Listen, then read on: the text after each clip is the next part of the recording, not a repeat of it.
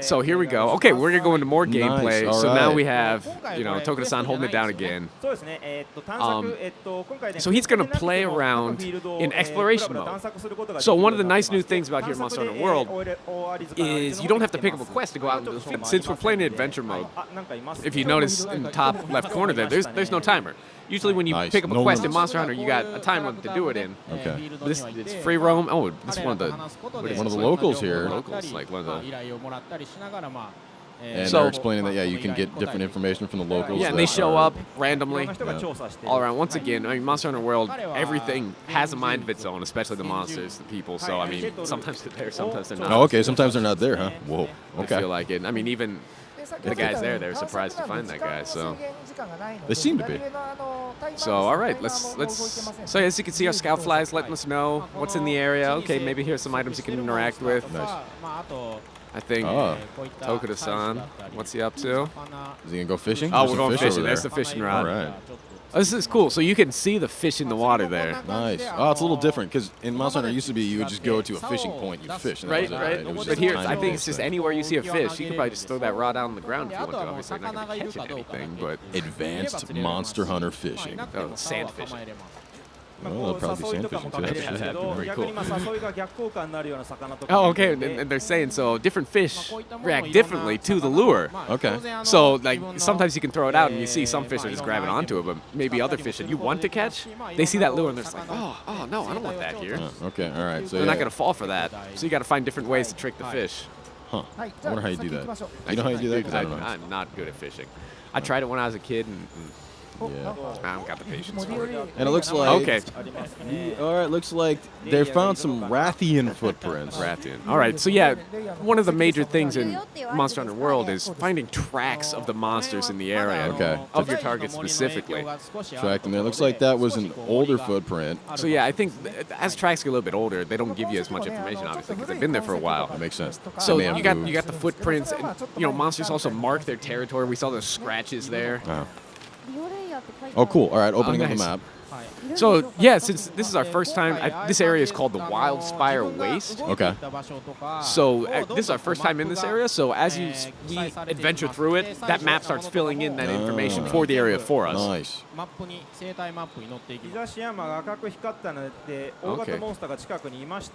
Oh, okay, and now Tokusan's explaining that the map is lit up red in a certain area, indicating that there is a large monster somewhere in that vicinity. Cool. And then the scout flies are reacting now too, right? We've picked up enough tracks now that the scout flies are letting us know, okay, the monster's probably in this direction or more tracks are in this direction. Okay. So as we pick up more evidence of the monster, these scout flies are helping us out. Okay, cool. Pick up the scent and they're gonna right lead us there. in, right, and here we go. All right. So yeah, fans of the series can rejoice. You've seen Rathian. Now we got Rathian. The pair is back. All right. The king and queen of dragons. Looks like Tokuda-san is hiding in the brush here. Okay, yeah, right. He already engaged combat, which I don't know if it's the smartest move, but that's okay. Okay, nice. Lost him, though. You notice how the mini map just turned purple there? Yeah. What's that mean? So that means that we are now hidden from the monster. Okay. The monsters, we are no longer in direct combat with them. Okay. So he's gonna, he's gonna make a few distractions here, try and draw. Luring him with sound. Rathian. Like. Sound of the slinger, right? Nice. Oh, up the tree. Boom!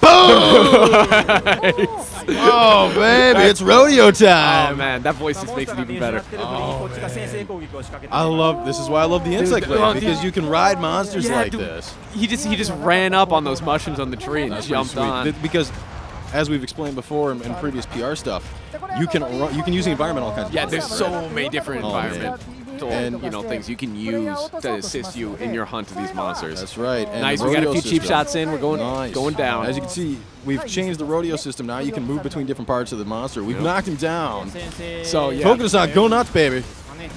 Tokuda-san's a huge fan of the dual blades. Now, it looks to me like, depending on where he hits, the color of the numbers, the hit point numbers. Right. What's up with that? So the monsters, they have more points of their body that are more resistant to damage, and then their weak points. So like the head and the tail here on this Rathian, you notice the numbers turn orange when you're hitting a weaker point. That you're gonna be doing more damage with your weapons. Okay. So it's a good idea to probably focus in on those to really put on the hurt. Okay. I mean, those locations are going to change up between monsters, obviously. Not everyone's going to have the same weak point. Right. Like, so for instance, for Rathian here, her head and tail are softer, right? Okay, so they're going to take more damage. And it sounds like for less effective areas, it's gray numbers are going to show. Yeah, they're going to be whiter or gray. Okay, cool. And I mean, if you're a huge fan of the series and you like the classics, I don't want numbers, you can turn them off. Nice. Personally, options. I need Options are always a nice thing. I need as much information as I can get. Yeah. I'm not as good of a player as you, so well, that's okay. All right, so we got the word from Yozo-san here saying Scolding Tokuda there. Yeah. We don't need to be fighting. This is not the objective here. We're not showing this off. We want to show off more of the area in the game. Okay. But I think, it's just in Tokuda-san's blood. He's got to fight these monsters. So. He has been hunting monsters for a while, this guy. Okay, it looks like we found some wyverns in the area.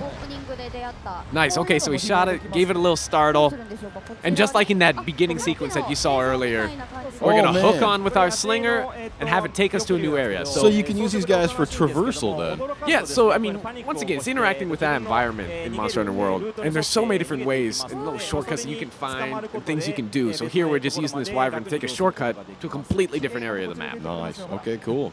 Yeah, all right. Well, this is a new area in the map then. So this right here is, like I said earlier, the Wildspire Waste. So this swamp area is made from the runoff of the water, that clean water that's flowing out of the ancient forest. Okay.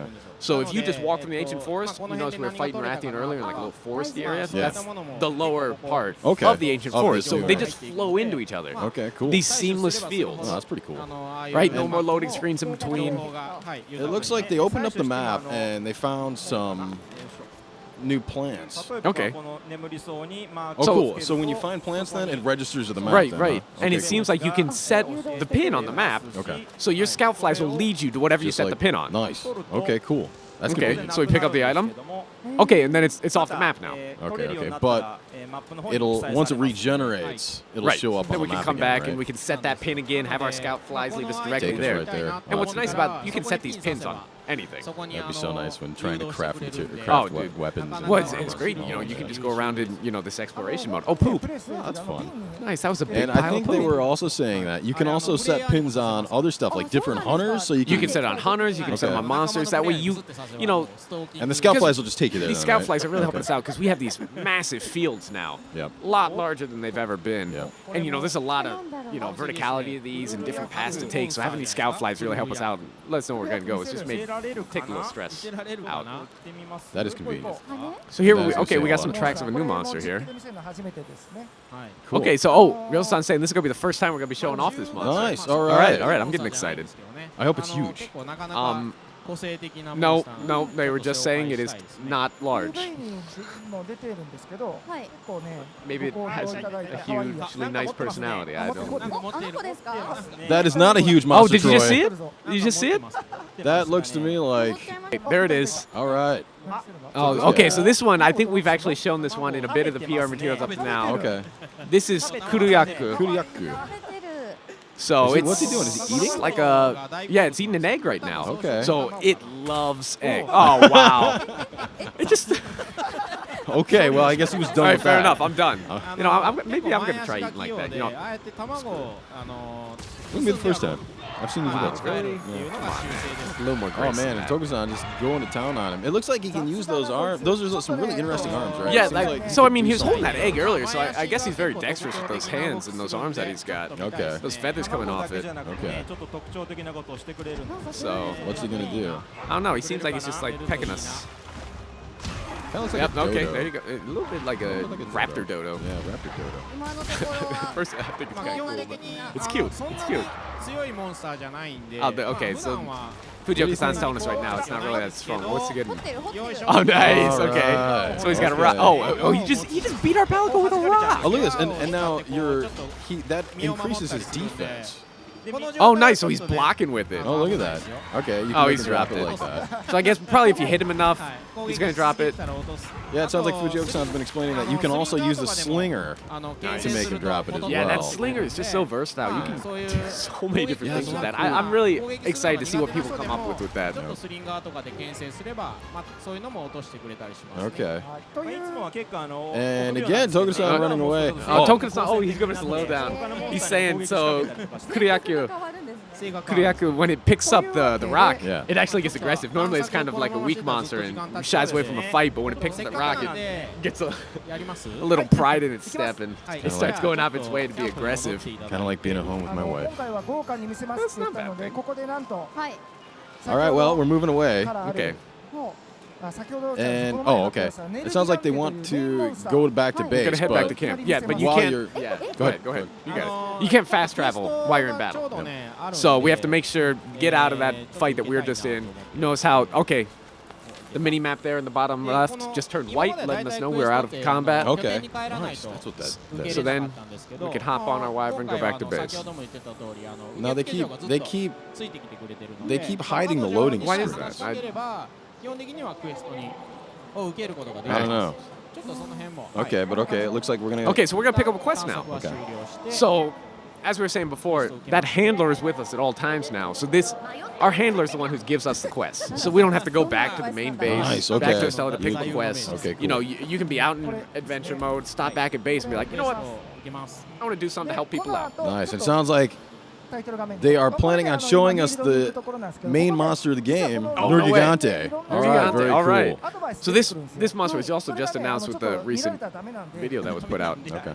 Oh, okay. No, there you go. They're getting your answer for for the loading screens because they don't want to show off the tips that show on the loading screens. Fair enough.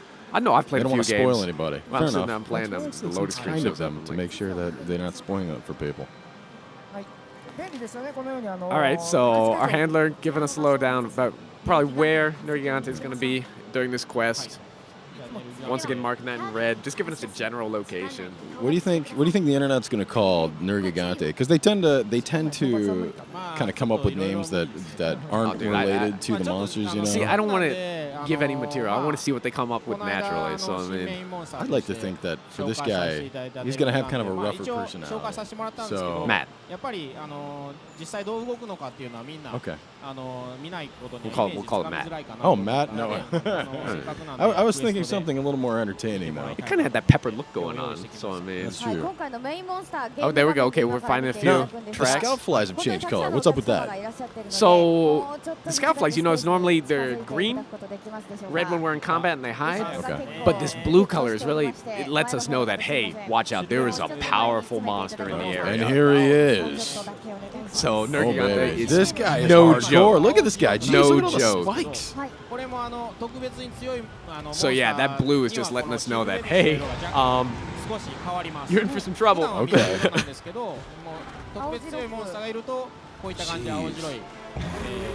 Oh my God.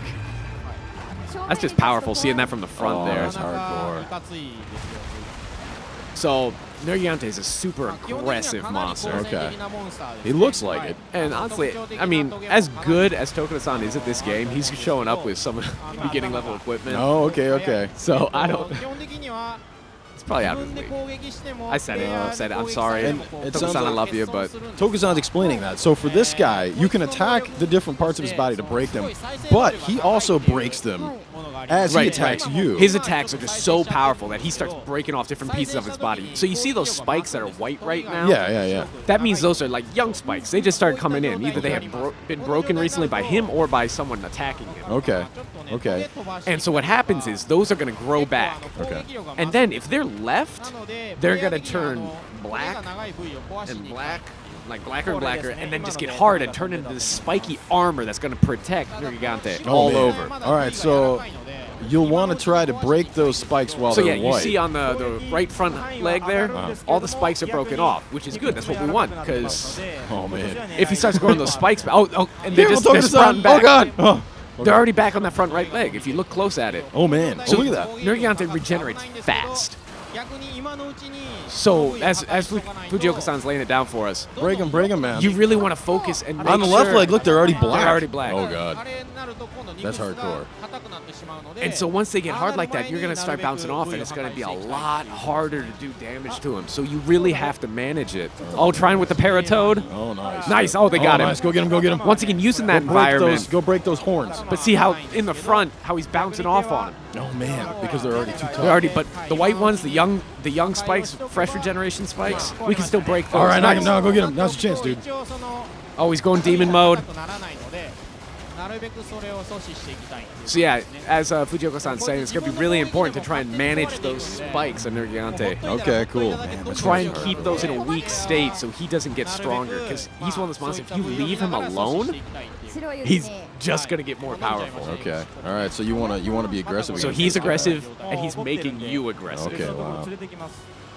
All right, so Togo-san says he's going to try and lead Nergigante to a different era.Maybe he's going to use the environment somewhere else. It looks like those attacks are really going to hurt. Get out of there, Togo-san.